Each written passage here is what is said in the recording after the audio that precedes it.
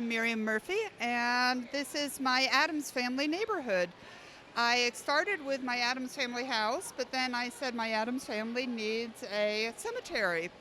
And so, using the original Chaz Addams drawings from the 1950s, I did a lot of the graves that were in his original cartoons, like the little guy with the arrow through his head, and they had a sofa. And of course, we have the text and driving person, somebody who didn't know how to do a drill press, and just all these things that I decided to create, and somebody who took on too many critters at once. I love that, the shark and the crocodile. Yeah. And so it's just whatever I could create as far as graves go. And I wanted my graves, people, they in the movie, they said, bring out your dead. And so I wanted the dead to be coming out and joining the party. Yes, you've got like trapdoor type pieces that open up. Yes, I used a lot of dark tan in this particular build. And you can see, like, here's a little peeping Tom.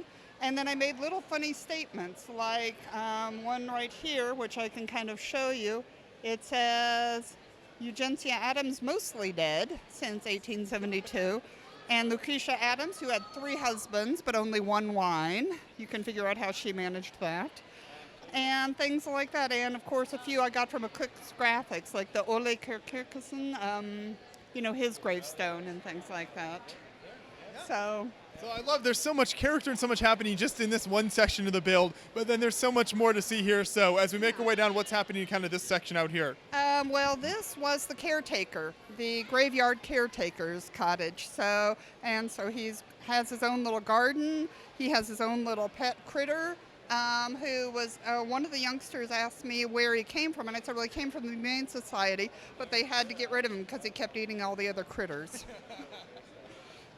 And then we move over to Swamp and start getting into some of the buildings. Yeah, the Addams Family, of course, they had a beautiful view of the swamp, and so I tried to create some fun things, and I had the little jet skis and the broken up water, and you can see that in a reversal, I have the scuba diver being caught by the fish, and I have then a family out for a walk, a family of sea monsters out for a walk, and so it's just all kinds of little interesting activities going on. And then in front of the swamp, I had some kids who were feeding their pet spiders with the trebuchet with the spider, but Mama Fly is not too happy with the flies being fed to them. But about to have some action go down over here. Yes. And then the background is just a variety of neighborhood buildings. Some of them are kits and that I modified. And like the blacksmith shop, I just rebuilt from directions on my own colors. The Haunted Mansion, I really wanted to use those windows, so I had to rebuild it based on my own. And then the other buildings that are Victorian, I just took pictures of Victorian buildings and built them. Yeah, that's super cool, and it's a great effect here. So you were able to include like the spider webs and some of those kind of creepier elements as well. Yes, exactly. So I really enjoyed it, and of course we had to add the various and sundry dragons out and about. So that moves us then into the more populated areas over here. So you mentioned, I think, this section you had originally, and you've just expanded from here? Right. That was my first build. I had one Addams Family house. A friend borrowed it for another Brickworld. They dropped it. It crumbled, so I rebuilt it bigger and better. And so there's my Addams Family and that house with Uncle Fester. He's ready to pour the hot cauldron all over the family. And of course, with the new advent of the lion, they now have an actual kitty cat and cousin thing and all kinds of things going on there. I even love the statue you got out front. Yes, that was one of the family members, and I got some Addams Family engravings for them.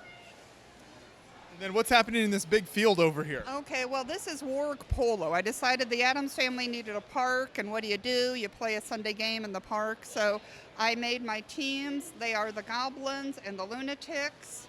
And you can see that the Goblins are losing to the Lunatics, but then there's a little scoreboard, and so they're going to be coming up pretty soon. And over here I have the next team coming up being interviewed by several of the news media. no commentary on what I think of the news media. So there's a big sport surrounding all this. Yes, exactly. And you can see we've got a little food vendor, and I couldn't resist the Winnie the Pooh character. And so Eeyore is not happy with what's happened to his neighborhood, so his house is for sale. He's moving on. The neighborhood has changed. And then we go into our magical woods, and we have some sets and then a lot of little hand-built trees. And there's various and sundry populations from Star Wars and Harry Potter and Tolkien and all kinds of things, inhabiting here, just all happy together. You've got lots of different mythical creatures all enjoying the forest. Yes, they are definitely doing that, wandering around, having a wonderful time in the park. What do we have behind here in the back? We've got a couple of the carriages. We've got the school. Originally, I had the school at the top of the hill and all the kids trudging up to the school, and everyone said, no, make it a castle. And then I got one of the Stranger Things houses and had to build my own little back to it. And so just moved on that way. Yeah. And then we moved over here, over to the amusement park. And we tried to create a bunch of little activities for an amusement park. And we had a lot of fun thinking up the names like Vampire Vortex, Pumpkin Smash, Dragon Dunk, Cannonball, Serpent Slam, and then what would be the prizes for an Addams Family type activity. And then we had some fun houses and a petting zoo and Crossbow Maniac and all kinds of activities for the kids. Now, do some of these have some functionality to them at all? Well, they did before I moved them, but this one still does. The spinner is on there, but yeah, that one actually spins and the little one spins, and so some of them do, but not so much with this move. No, setting up can do that to builds for sure. Absolutely.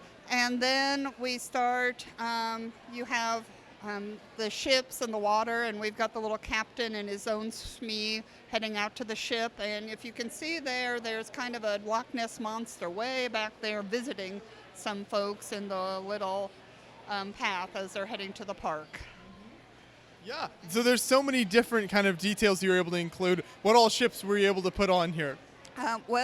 I was very lucky to find used because I missed them first time around. I've got the Black Pearl, obviously, the ghost ship, and I had to bury that one. If you notice, it was on a stand, and so I buried it and the shark into the thing. So I had to make the water, a couple inches deep in order to be able to hold that as a stand.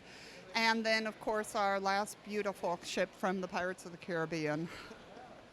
Yeah, there's just so much to take in with this layout here. So when you set this up at a show, do you kind of decide how it's all going to look, or do you plan that out ahead of time? I kind of planned it out. All of this was set up in my basement at one point, but I had to take it down to let my husband build the Alamo. So, but it took 2 days to set this one up. But we really do enjoy seeing everyone enjoy and recognizing all the little parts of it, and the things that are original and the things that are sets that they have as well.